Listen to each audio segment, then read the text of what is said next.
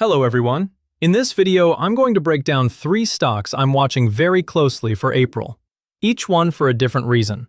I'm starting with a high-growth AI and data play, then moving into a more stable, long-term compounder, and finishing with a speculative stock that could move fast on news. So if you're trying to figure out where the interesting opportunities are right now, this should give you a solid starting point.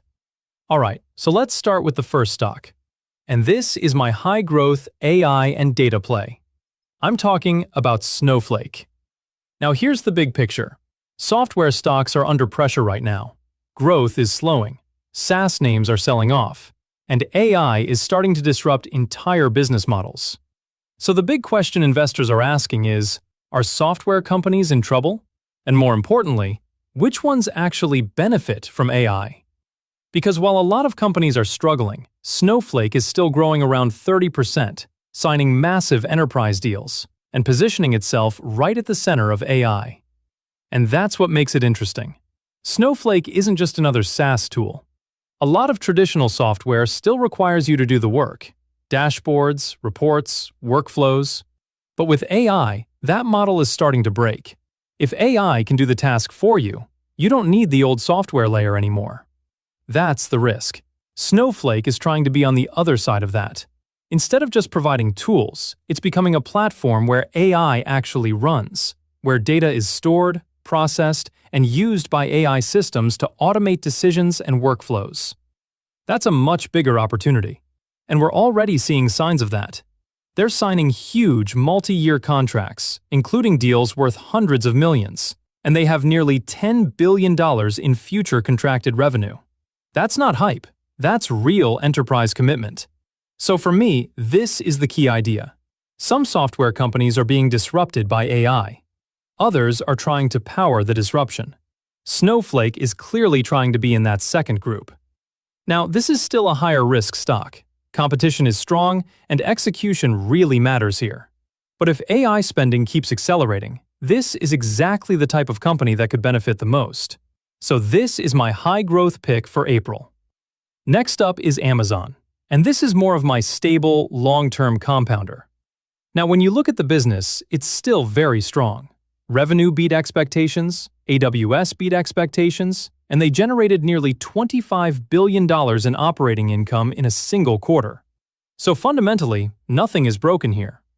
What's happening instead is that Amazon is in a heavy investment phase, especially around AWS and AI infrastructure. We're talking more data centers, more compute, and more capacity to support growing demand. And that does put some pressure on margins in the short term. But here's why I think this actually makes Amazon interesting right now. First, demand is clearly still there, especially in cloud and AI. AWS is already massive, and it's still growing. Second, Amazon has the scale and cash flow to fund all of this internally. Very few companies can invest this aggressively and still generate tens of billions in operating income. And third, they have high-margin businesses like advertising quietly supporting the bottom line. So for me, this comes down to one idea.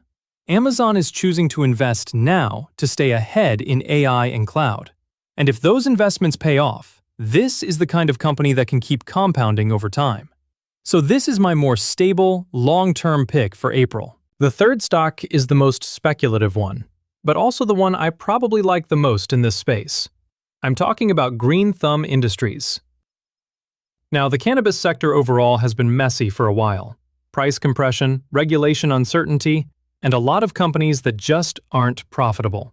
But that's exactly why Green Thumb stands out. This is one of the few cannabis companies that is actually generating real profits and strong cash flow. They did over $1.2 billion in revenue for the year, with solid EBITDA margins, and they're consistently generating operating cash flow. They also have a strong balance sheet, with over $270 million in cash, which gives them flexibility to keep expanding. And that's another key point. They're still growing. They've expanded their retail footprint to over 100 stores across the US, and they continue to invest in new markets. So fundamentally, this is a much stronger business than most companies in the sector. But the real upside here comes from regulation. If cannabis gets rescheduled in the US, it would be a huge shift for companies like Green Thumb. Right now, they're heavily penalized on taxes because of federal rules. If that changes, you could see a big improvement in margins almost immediately. On top of that, it would open the door for more institutional capital, easier expansion, and overall better economics for the entire industry.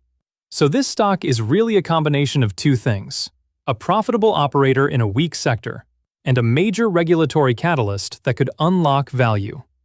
Of course, this is still a high-risk, news-driven stock. But compared to most cannabis names, this is one of the few that actually has a solid foundation. And that's why this is my speculative pick. And honestly, my favorite in the cannabis space right now. So those are the 3 stocks I'm watching for April. You've got Snowflake as the high-growth AI play, Amazon as the more stable long-term compounder, and Green Thumb Industries as the speculative bet with a big regulatory catalyst. Completely different setups. But that's kind of the point.